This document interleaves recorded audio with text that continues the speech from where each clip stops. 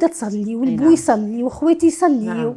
لكن اللي الفضل لله سبحانه. سبحان الله. والفضل مش نقول لك على اسمه، هو الفنان عدنان الشواشي، الله يبارك فيه والله يحفظه. تحيه انا صغيره كيما صغار الكل نصلي ونبطل. كبرت المراهقه بعدت شويه. رجعت في فتره معينه من بعد سبحان الله في الخدمه انا والاستاذ عدنان الشواشي، الفرقه والموسيقى تضرب واحنا شادين زاويه قدامنا طاوله، ويحكي لي قال لي شو عايده الصلاه.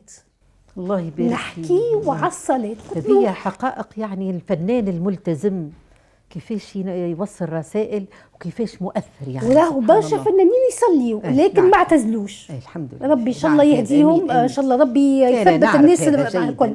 قلت لك انا وسي عدنان الشواشي كنا نقعدوا ويحكي لي على الصلاه، ونقول له انا راني كنت نصلي، ويقول لي عايده صلاتك، نقول له راني نسيت كيفاش انقطعت مده. نعم.